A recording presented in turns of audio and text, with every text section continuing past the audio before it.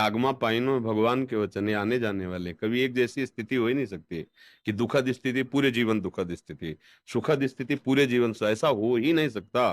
क्योंकि अनित्य परिवर्तनशील नाशवान आगमा पाइनो है, आने जाने वाला है, कैसे टिक सकता है? तो हो ही नहीं सकता। कैसे हो सकता है? किसी एक का नाम बताओ पूरा जन्म से लेकर मृत्यु तक उसने दुख ही भोगा, सुख मिला ही नहीं। क्योंकि बना ही शरीर दो कर्मों से है, शुभ और अशुभ कर्मों से मिश्रित बना है। तो शुभ का फल सुख आएगा, सांसारिक सुख, और अशुभ का फल दुख आएगा। शुभ और अशुभ दोनों से परे हो जाना, ये भजन मार्ग है, ये अध्यात्म मार्ग है, जो दोनों को मिटाकर एक रस परमानंदमय स्थिति रखता है। सुख दुख का कोई प्रभाव न पड़े, उसे अध्यात्म मार्ग कहते हैं। आप बताओ किसको बराबर दुख मिल रहा है? जो भगवान से विमुख है उसकी सोच में दुख रहता है। बाहर से सुख और दुख का क्रम बदलता रहता है। जैसे कह दो अगर दिन ही दिन रहे तो फिर, अगर रात ही रात, हो ही नहीं सकता, हो ही नहीं सकता। प्रकृति का नियम है, ये पद्धति है, परिवर्तन, एक जैसे नहीं रह सकते। तुम रहे क्या एक जैसे? कभी बच्चे थे, फिर नौ किशोर हुए, फिर जवान हुए, अब बूढ़े हो गए, मर जाओगे। हम सबकी ये गति हो रही। कभी दाढ़ी मुछ नहीं थी, एक बार दाढ़ी मुछ हुई, एकदम काली हुई, फिर सफेद हुई, फिर झड़ जाएगी, फिर मर जाएगा। परिवर्तन है, परिवर्तनशील। कोई एक जैसा कुछ भी बताओ, क्या एक जैसा है? कोई चीज रख दो, कुछ मत करो, देखते रहो उसको, वो धीरे धीरे नाश को प्राप्त हो जाएगी। कोई वस्तु, कोई। फिर आपका प्रश्न कैसे बनता है कि अगर किसी को बराबर दुख ही मिलता रहे, तो पहले प्रश्न ही गलत है, बराबर हो ही नहीं सकता ऐसा। एक रस तो भगवत स्थिति होती है, जो रे सदा ज्ञान एक रस, तो ईश्वर जीव भेद कहो कश। जो तो भगवान का स्वरूप हो गया, जो एक रस है, वो परमानंद आनंद में, बाहर से दुख सुख आते जाते रहते हैं, वो परमानंद में रहता है। अरे आप तो गृहस्थ हैं, महात्माओं के शरीर में प्रगट में एक जैसा नहीं स्थिति रहती। कभी भयानक रोग स्थिति, कभी बड़ी आनंदमय स्थिति, कभी अपमान मिलता है, कभी सम्मान मिलता है। ये परिस्थिति परिवर्तन, जो परिस्थितियों से स्थिति में पहुंचता है, वो एक रस रहता है। स्थिति एक रस रहती है, परिस्थिति बदलती रहती है। आप समझ पा रहे? अब आगे प्रश्न अभी उनका, अब आगे आप क्या चाहते हैं? मतलब राधा कृष्ण परम तत्व की प्राप्ति के लिए दुख अनुकूल है या सुख? न दुख न सुख, न अनुकूल न प्रतिकूल, प्रेम चाहिए, प्रेम। प्रेम, प्रेम में जो हृदय में पीड़ा होती, वैसी पीड़ा कहीं नहीं होती। जो मैं ऐसा जानती प्रीति किए दुख होए, नगर ढिंडोरा पीटती अजी प्रीति न करियो कोई। मीरा जी कह रही। प्रेम में जो सुख होता है, उस सुख की तो बात जाने दो। अपने प्रेमी को देखने की जो व्याकुलता और रूपी दुख होता है, वो दुख ब्रह्मा के सुख को भी थूक देने लायक हो जाता है। ब्रह्मा का सुख भी विषवत लगने लगता है, प्रेमी के दुख के बराबर ब्रह्मा का भी सुख नहीं। फिर प्रेमी को जो सुख मिलता है, उसकी उपमा तो किसी से दी ही नहीं जा सकती। राधा कृष्ण के प्रेम प्राप्ति के लिए सिर्फ उनके चरणों का आश्रय और निरंतर नाम जप करते हुए पवित्र आचरण, आचरण पवित्र नहीं है तो फिर सब कुपथ्य करते जाओ और दवाई खाते जाओ, तो डबल पीड़ा सहते जाओ। फिर होगा कि कुछ नहीं होता। एक कृष्ण नाम, राम नाम, हरि नाम, राधा नाम, ये हृदय को एकदम द्रवित करके, निर्मल करके भगवतमय बना देते हैं। मन कृष्णाकार, बुद्धि कृष्णाकार, चित्त कृष्णा, अभी विषयाकार, देहाकार देखो ना अपने के, विषयाकार, देहाकार, सारा अंतःकरण है।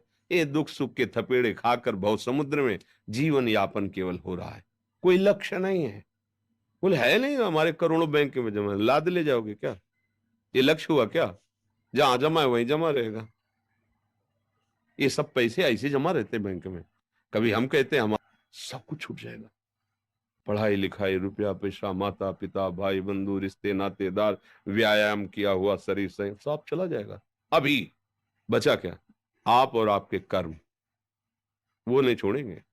कर्म नहीं छोड़ेंगे, जब तक भस्म नहीं होंगे तब तक वो आपका पीछा करते रहेंगे, चाहे शुभ हो चाहे अशुभ हो। इन शुभ अशुभ कर्मों को भगवान श्री हरि मिटा देते हैं। जब उनके चरणों का आश्रय लेते हैं ना, तो भगवान उन कर्मों को नष्ट कर देते हैं जो हमें बांधने वाले हैं। फिर दिव्य आनंद की प्राप्ति होती है। अब अभी ये कहा जाए कि ठीक है अभी प्राण छूट जाए, अब कहाँ जाओगे? पास है आपके पास, मरने के बाद जाओगे कहाँ?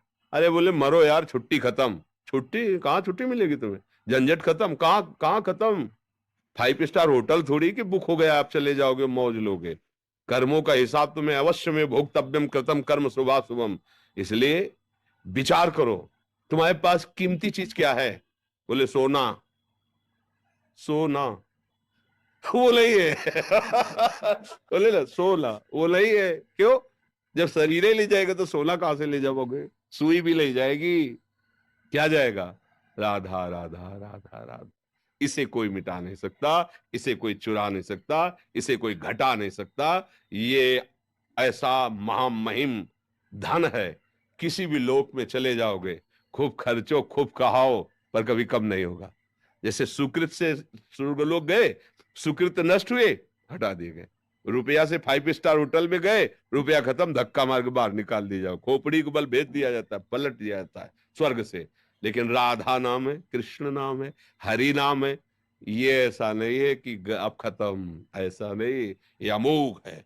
वही चतुर सुजान कबीरदास जी महाराज कहते हैं, कबीरा सब जग निर्धना, धनवंता नहीं कोई, धनवंता सोई जानिए, जाके राम नाम भगवान नाम जमा किया है। अब बुद्धिमानी यही है कि जाना जाए वहां पास बनवा लो। जाना तो है, एक दिन तो जाना है, किस मिनट में जाना है पता नहीं है। अमर्थ है नहीं कि मैं उनको देख पाऊं, देखे बिना रहा जा ना रहे। अब कोई सहयोगी है नहीं, किसी का कोई उपाय है नहीं। अब क्या करता है? रुदु सुश्रम राजन कृष्ण, एक ही उपाय बचा, निरुपम अनुपम महामहिम प्रभु मुझ जैसे नीच के सामने क्यों आएंगे? क्या उपाय करूं, कैसे करूं? तो एक उपाय बचता है, रो रो के पुकारना, मुझ गरीब पर, मुझ दीन पर प्रभु आप कृपा करो, मिल जाओ। बस यही एक उपाय है। और ये अहंकार उपाय करने नहीं देता। हम जो होता है ना, ये वो तो तब होता है जब अपने में कुछ नहीं समझ में आ रहा, कि है ही नहीं, योग्यता ही नहीं। तो बस एक ही उपाय है कि आप दीनानाथ हो, गरीब निवाज हो, आप पतित पावन हो। ये आपका बाना सुना है कि जो पतित है उसको आप पावन कर देते हो। नाथ मुझे मिल जाओ, मेरे पास सामर्थ्य नहीं, पर आप कृपा सिंधु, आप मिल जाओ। रुदु सुश्रम राजन कृष्ण दस, नाथ जैसे भी हम आपके तो है ना, आप जैसा चाहो मुझे चला लो ना, आप जैसा चाहो मुझे बना लो। बस प्रभु किसी नियम कर्म तपस्या से खरीदे नहीं जा सकते। सबको बाद में एक बिन रोए किन पाइया प्रेम प्यारा अमित। हे लालन, हे प्रिया, जो आप मिल जाओ, आप कृपा कर दो बस। सुनीता सक्सेना जी नोएडा से। राधा वल्लभ श्री। गुरुदेव भगवान आपके चरणों में कोटि कोटि प्रणाम। गुरुदेव, राग द्वेष कम करने की कोशिश कर रही हूँ आपके जैसे आपने बताया उसके अनुसार, बट कम ही नहीं हो रहा। महाराज जी मेरा मार्गदर्शन करें, कैसे इसको कम करा जा सकता है? राग द्वेष तो हम ही करते हैं ना, हम ही राग करते हैं, हम ही द्वेष करते हैं। किससे राग द्वेष है? किस बात का राग द्वेष है? क्यों बुरा लग जाता है? जब कुछ अच्छा नहीं लगता तो बुरा क्यों लग जाता है? क्या अच्छा लगे? क्या अच्छा है? ये उपाय बता रहे तो मेरा राग द्वेष नष्ट करने, क्या अच्छा है? अगर कहीं कुछ अच्छा है तो मेरे प्रभु हैं इसीलिए अच्छा है। आपका रूप तभी अच्छा लग रहा है जब तक प्रभु हैं। अभी चले जाएं तो आपका रूप अभी देखने लायक नहीं रहेगा। आपका शरीर या किसी वस्तु